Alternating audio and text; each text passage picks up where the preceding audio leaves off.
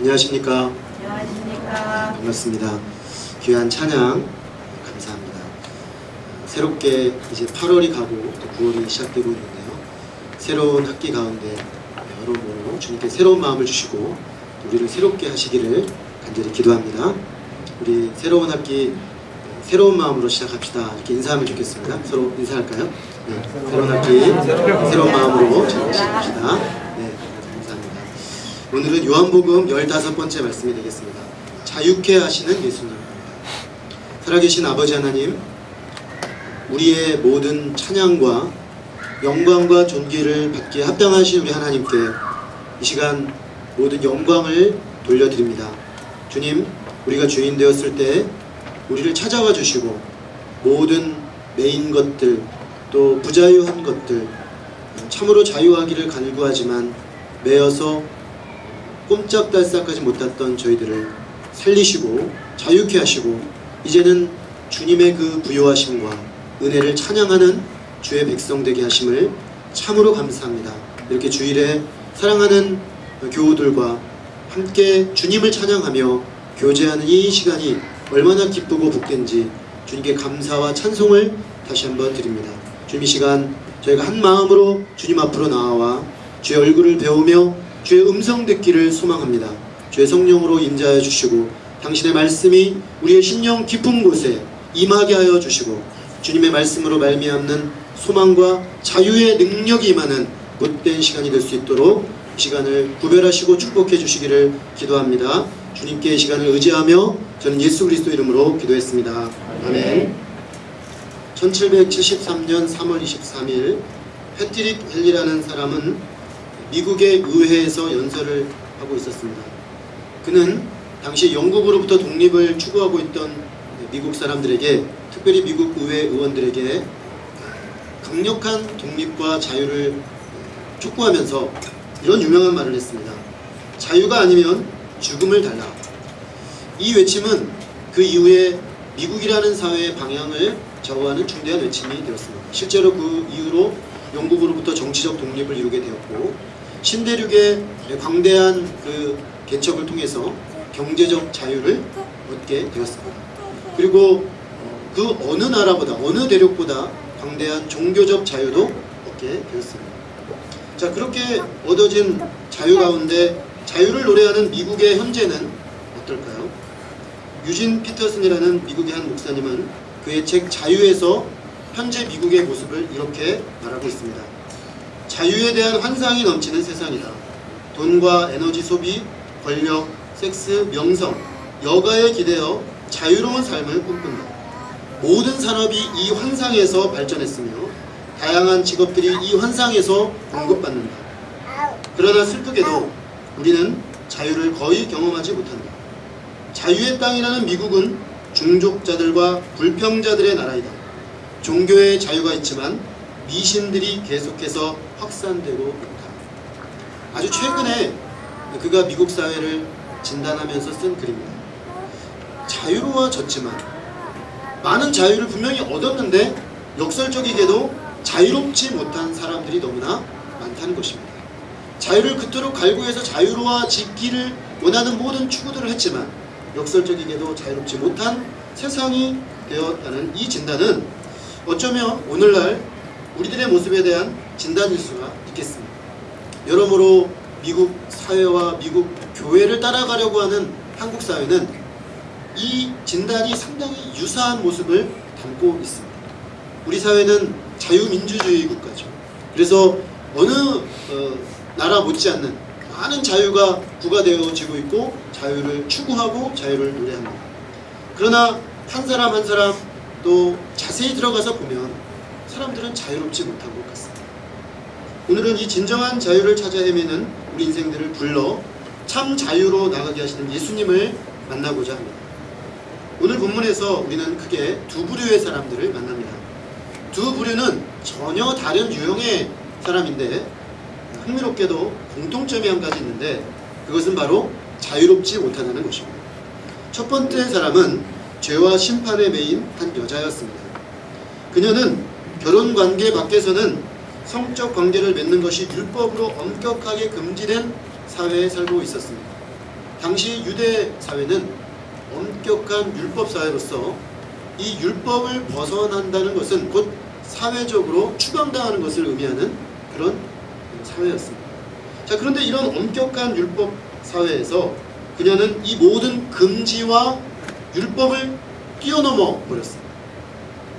레위기와 신명기 율법에 의거해서 종교 지도자들이 이 여자를 가늠하다 잡힌 여자를 끌고 와서 신명기 22장 22절 말씀과 레위기 18장 말씀에 근거해서 돌로 현장에서 쳐서 죽여야 될 죄라고 주장하고 있는 것으로 볼 때 이 여자는 적어도 유부녀이거나 약혼한 처녀일 가능성이 높습니다. 왜냐하면 레위기 그 말씀과 신명기 말씀을 보면 전부 그 말씀이 적용되는 그 대상이 유부녀입니다. 적어도 레위기에 의하면 약혼한 상태인 여자입니다. 즉 자신의 배우자가 결정되어 있는 여자였습니다. 그럼에도 불구하고 그녀는 그 결혼 관계 밖에서 다른 남자랑 성적인 관계를 맺다가 현장에서 잡힌 것입니다.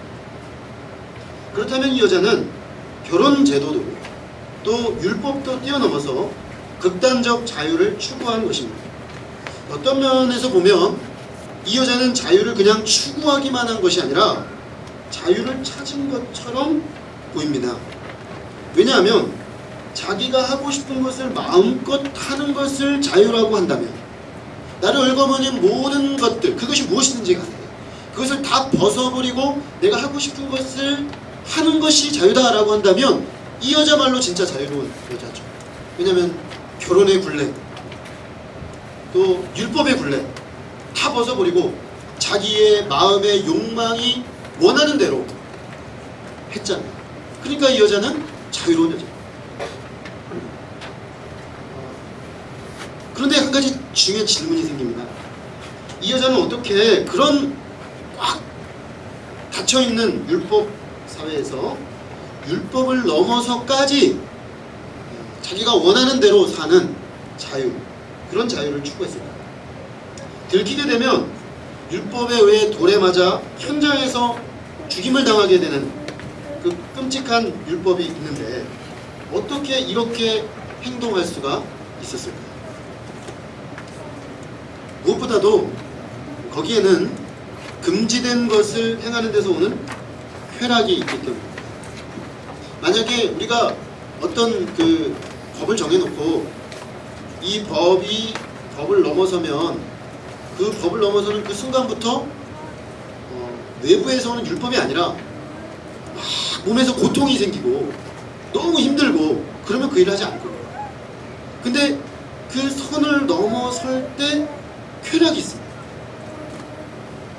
상당히 자극적인 쾌락이 옵니다. 그러니까 그 쾌락에 끌려 들어가는 거죠. 또 하나는 근본적으로 인간은 타락한 죄성을 가지고 있기 때문에 아담의 타락 이래로 사람은 하지 말라고 하면 더 하고 싶어 합니다. 그래서 사도 바울은 로마서에서 뭐라고 했냐면 율법이 없을 때는 내가 죄로 알지 못했는데 율법이 오면서 내가 더 죄를 짓게 됐다. 율법이 가입함으로 나는 더 죄가 많은 사람이 되었다. 이게 무슨 말인가 싶습니다. 그 앞에는 율법은 선한 것이다, 율법은 의로운 것이다 그래 놓고서는 근데 그 선한 율법이 내게 오니까 내가 오히려 죄를 더 많이 짓게 되더라. 이것을 가장 역사적으로 와닿게 설명한 사람이 어거스틴입니다. 자기 자신을 가지고 설명했죠.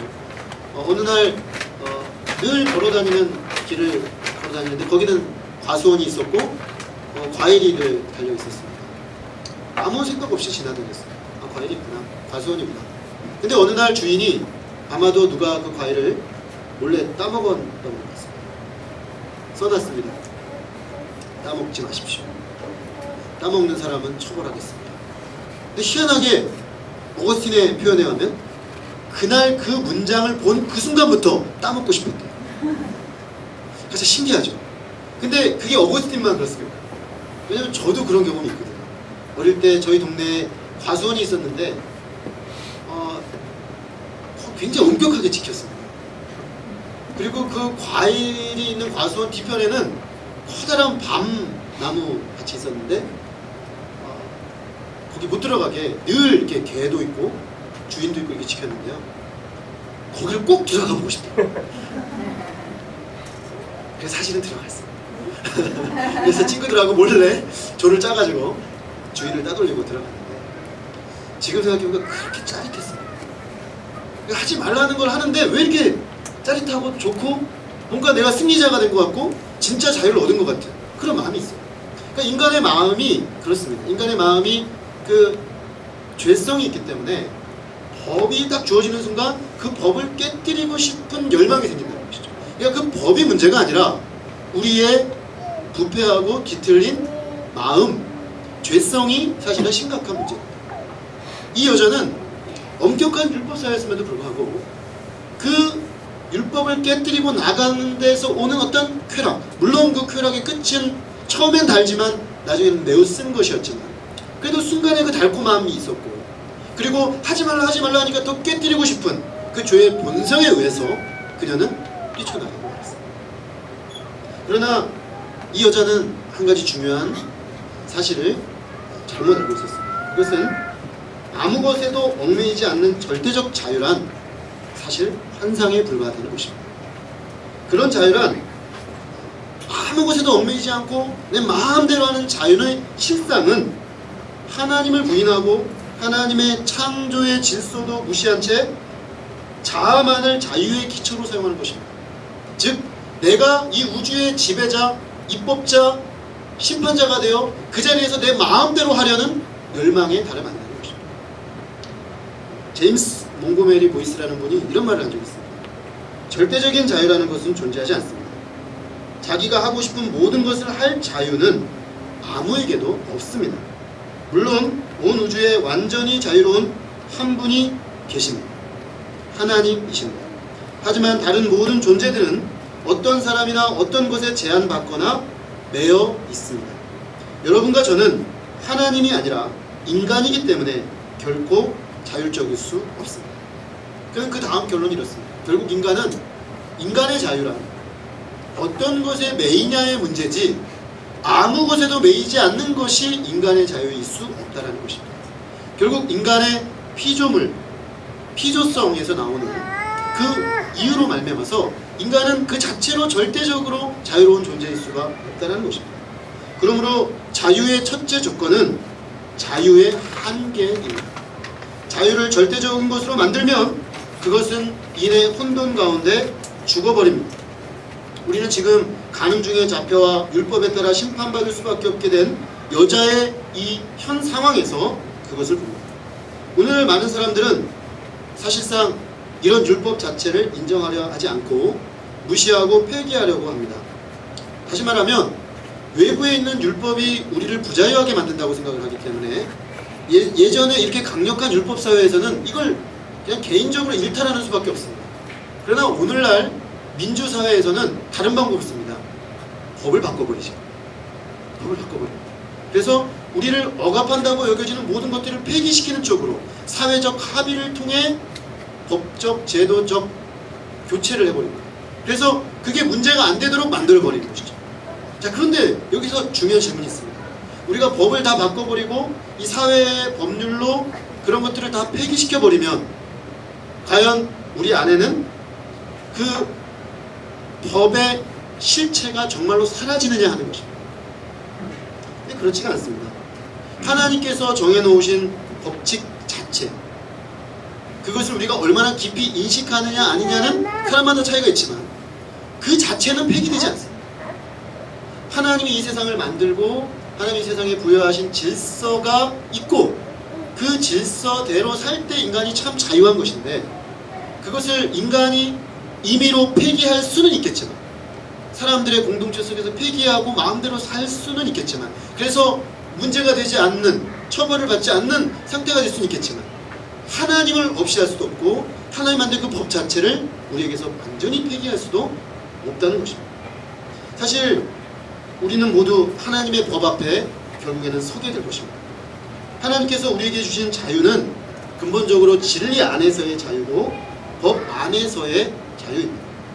법은 생명과 재산과 가정과 결혼을 보호하고 지켜주고 그 안에서 자유를 누리도록 합니다. 살인하지 말라라는 법은 사람의 생명을 지키기 위해 주신 법입니다. 간음하지 말라라는 법은 가정과 결혼제도를 보호하기 위해 주신 법입니다. 다른 사람의 물건을 훔치지 말라 하는 것은 다른 사람의 재산 가치를 지켜주려는 인간의 가장 필요의 근본적인 필요 중에 하나인 물질적 필요를 지켜주고자 하는 법인 것입니다.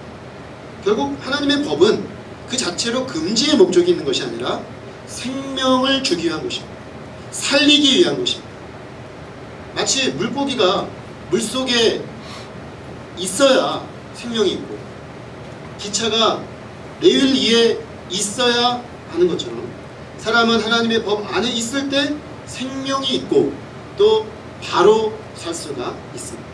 이 모든 것을 깨고 극단적인 자유를 추구한 결과는 잠깐의 쾌락 이후에 마음의 심판과 정죄가 기다리고 있는 것입니다.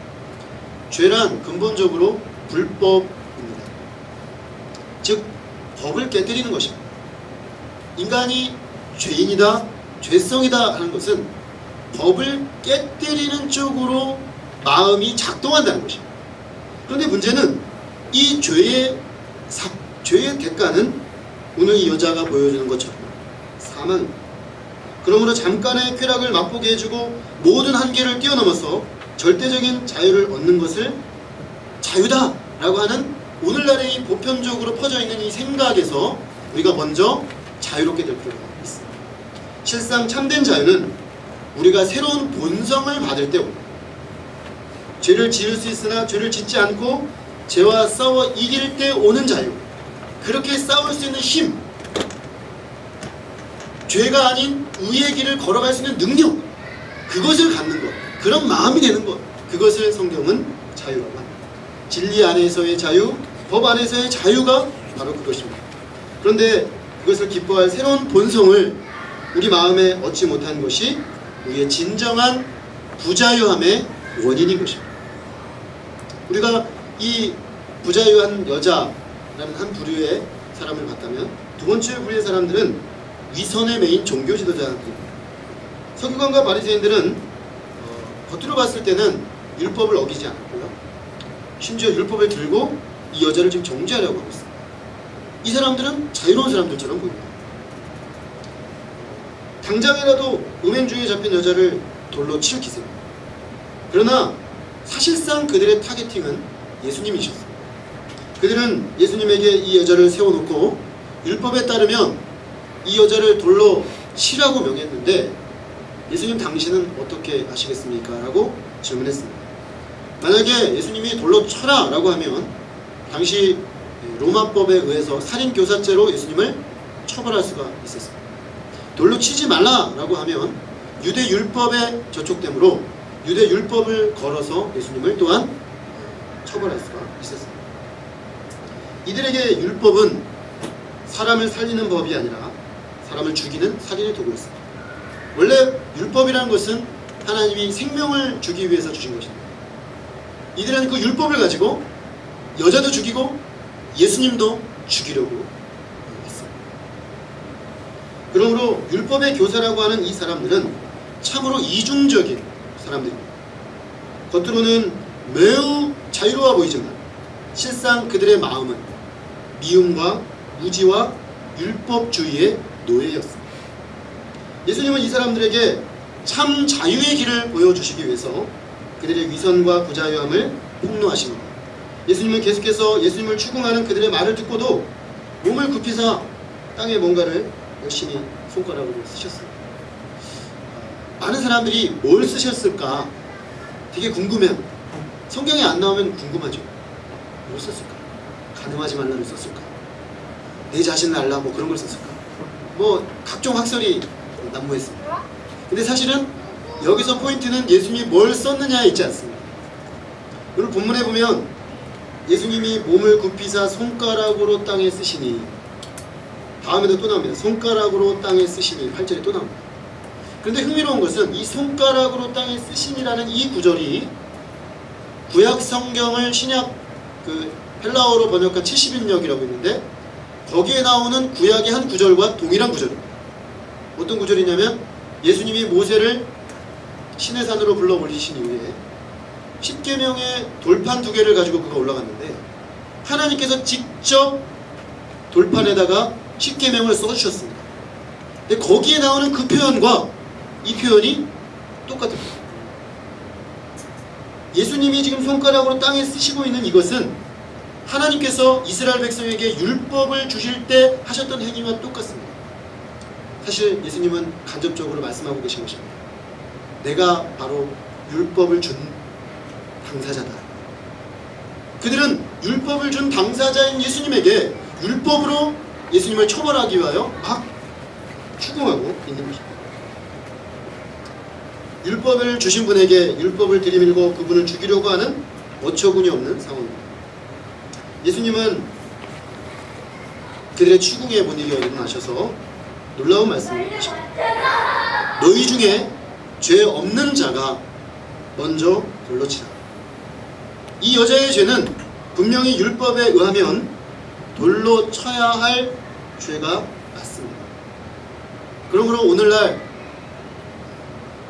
율법의 요구가 너무 고통스러워서 율법을 파기하는 쪽으로 움직여가고 있는 현대사회는 이 예수님의 말씀 앞에 두렵고 떨림으로 서야 합니다. 왜냐하면 예수님은 한 번도 율법을 폐기하신 적이 없기 때문입니다.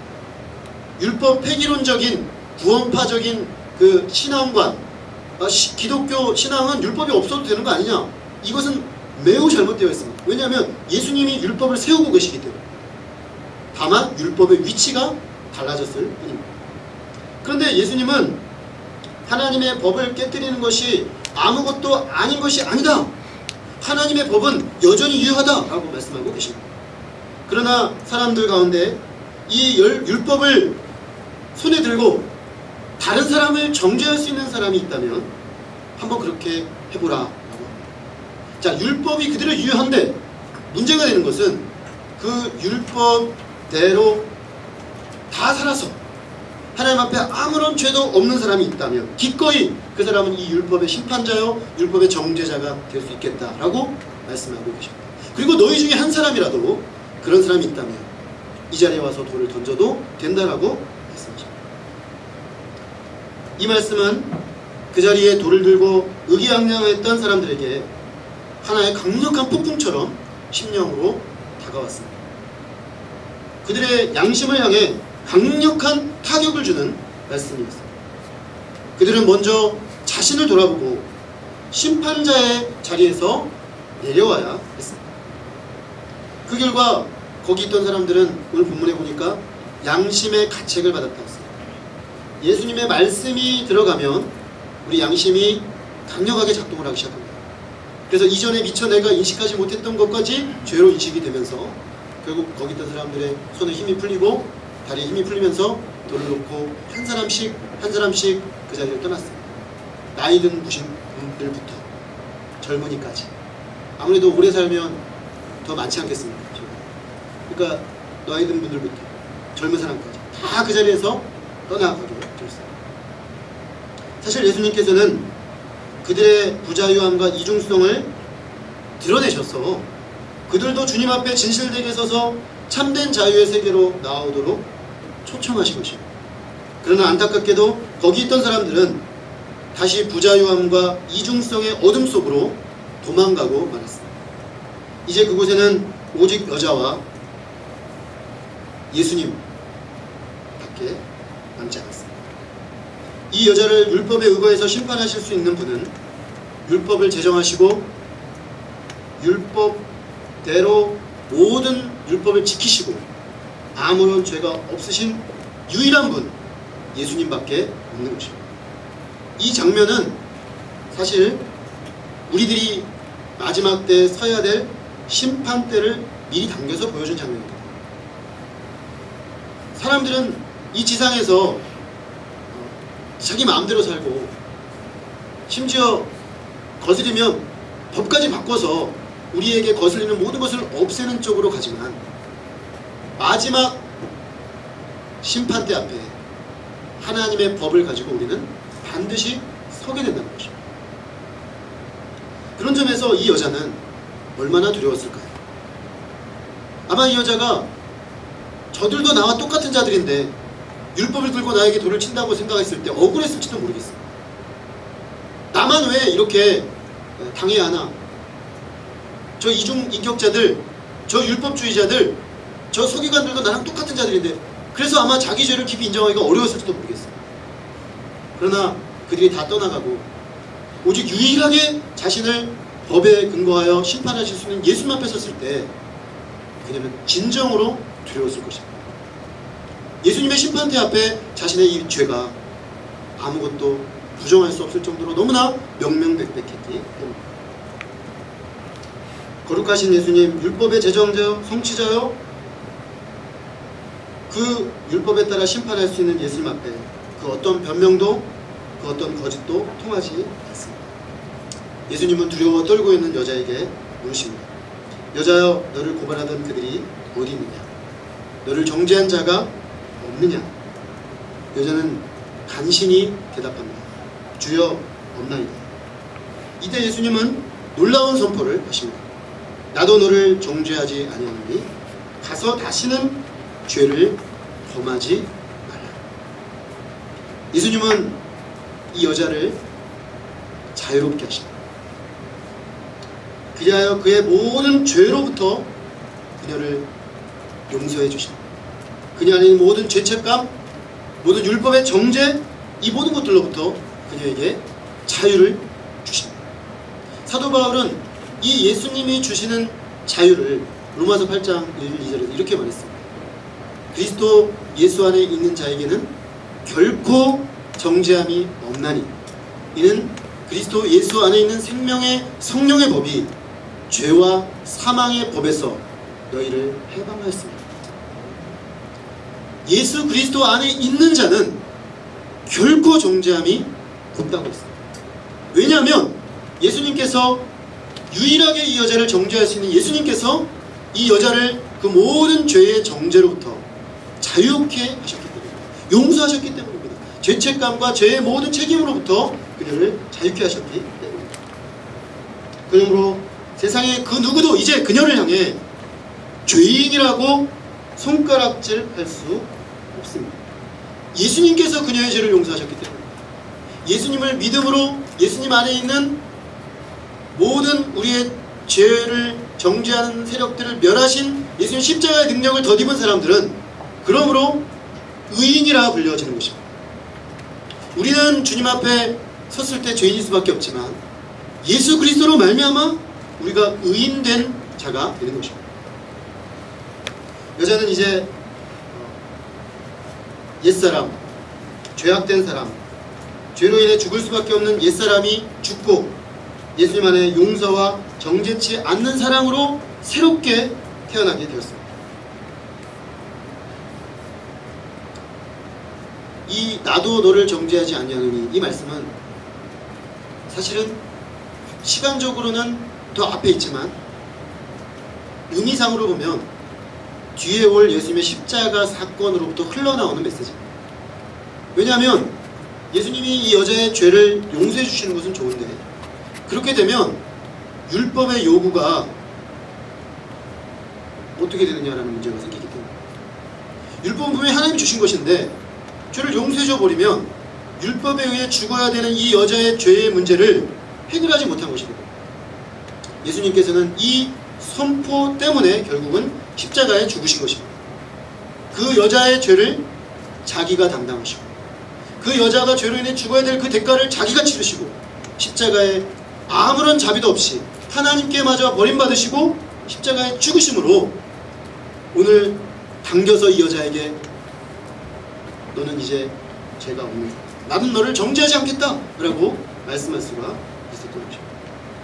예수님께서 우리의 죄를 정죄하지 않을 수 있는 것은 그분이 전혀 그 일을 감당해야 될 이유가 없는 그분이 우리의 죄를 대신 담당하셨기 때문입니다. 예수님의 십자가는 이처럼 우리를 모든 죄에서 자유케 하는 능력이 있습니다. 십자가는 자유를 주는 능력의 십자가입니다. 이 십자가에서 모든 죄의 대가인 정죄에서 자유케 됩니다. 이 시간 우리가 이 십자가의 능력으로 오늘 우리를 향해 나도 너를 정죄하지 않으니 라고 말씀하시는 예수님의 말씀을 들음으로 죄의 정죄로부터 자유케 되어 모든 죄책감과 정죄감으로부터 자유한 의인의 확신을 가지고 살 수 있기를 간절히 기도합니다. 그런데 예수님이 주신 자유는 단순히 죄로부터의 자유에서 그치지 않습니다. 이것은 이제 죄와 싸워서 이기는 데서 오는 자유로까지 우리를 인도합니다. 예수님은 내가 너를 정죄하지 않겠다, 딱 거기서 그치지 않으셨습니다. 다시는 죄를 범하지 말라, 이렇게 말씀하셨습니다. 예수님은 이제 새로운 삶을 살게 된 여자가 죄를 범치 않는 삶을 살라고 말씀하십니다. 사실 여자의 연약함으로 인해서 죄를 범치 않는 삶을 살 수 있는 절대적인 능력이 주어진 것은 어찌 보면 아닙니다. 왜냐하면 의인이 되었지만, 우리가 늘 신앙생활을 경험하는 거지만, 우리가 예수님 믿음으로 의인이 되고 정죄치 않는 용서를 받았지만, 우리가 이 육신을 입고 있는 날 동안 우리는 연약함으로 죄의 유혹도 받고 또 죄를 짓기도 합니다. 그러면 예수님은 불가능한 것을 우리에게 요구하신 것입니다. 이 여자에게 불가능한 것을 우리에게 요구하고 계신 것이 아닌가라는 질문을 할 수가 있습니다. 그러나 이 말씀은, 다시는 죄를 범하지 말라는 이 말씀은 죄와 싸우라는 것입니다. 이전의 여자는 죄와 싸우지 않았습니다. 왜냐하면 죄를 죄로 여기지 않았기 때문에. 오히려 죄를 짓는 것을 자유라고 생각했습니다. 근데 이제는 그것이 죄인 줄 알았고, 죄를 또 용서를 받았고 자유함을 얻었습니다. 이제 자유케 된 자로서 죄와 싸우는 삶, 그래서 죄와 싸워 이기는 데서 오는 새로운 차원의 자유의 세계로 들어가라고 초청하는 것입니다. 예수님은 나는 세상의 빛이니 나를 따르는 자는 어둠에 다니지 않고 생명의 빛을 얻으리라고 하셨습니다. 예수님을 따르는 삶, 그것은 빛을 향하여 나아가는 삶입니다. 그래서 빛 가운데서 주님이 주시는 빛의 자유를 누리는 삶입니다. 그것은 적극적으로 진리 안에 거함으로 진리의 다스림을 받는 참된 자유를 누리라는 것입니다. 존 맥아더라는 분은 이런 자유를 이렇게 묘사했습니다. 그리스도 안에 있는 자유는 죄 지을 자유가 아니라 죄로부터의 자유다. 하나님의 뜻대로 진리와 거룩 안에서 살아가는 자유다. 그리스도인의 자유는 자신의 원하는 것을 행할 자유가 아니라 하나님께 기꺼이, 즐거이, 당연히 순종할 자유이다. 신자들에게 죄는 더 이상 그들의 주인이 될 수 없다. 왜냐하면 그리스도라는 다른 주인이 그들을 소유하셨기 때문이다. 예수님은 십자가에 피 흘려 죽으시고 이 여자를 죄 용서해 주심으로 그 여자를 사셨습니다. 이제 여자는 자기 주인으로 살지 아니하고 나를 죄의 값을 주고 사신 예수 그리스도의 소유가 되었습니다. 그러므로 이제 이 여자는 이 예수 그리스도의 뜻대로 살아야 할 책임이 주어졌습니다. 그리고 그 뜻대로 살아가는 것이 자유라는 것입니다. 예수님께서 우리에게 주신 자유는 그런 점에서 죄와 죄책감과 정죄로부터의 자유일 뿐만 아니라 하나님을 기쁘시게 해드리기 위해 순종할 자유입니다. 여러분, 예수님을 믿지 않는 사람은 순종할 자유가 없습니다. 왜냐하면 죄의 노예이기 때문에. 죄의 노예이기 때문에 사도 바울이 로마서 7장에서 말한 것처럼 내가 마음속으로는 의를 행하길 원하지만 의를 행할 수가 없습니다. 아니, 대부분의 경우는 의를 행하려고 하지도 않습니다. 내 본성으로 주님을 대적합니다. 그런데 놀랍게도 예수님을 영접한 그리스도인들은 이제 새로운 마음이 주어졌습니다. 진리를 사랑하는 마음, 진리를 행하고자 하는 마음, 진리에 따라 살고자 하는 마음, 진리를 따라 사는 데서 오는 자유를 누리고자 하는 마음이 주어지는 것입니다. 창조주 하나님과 친밀한 교제를 나누며 우리의 창조주께서 우리에게 의도하신 길을 따라 살아갈 자유가 주어지는 것입니다. 예수님으로부터 죄로부터의 자유를 선물로 받은 사람들의 마음 가운데는 성령이 주어집니다. 근데 이 성령께서 하시는 가장 중요한 일은 새 마음을 주는 것입니다.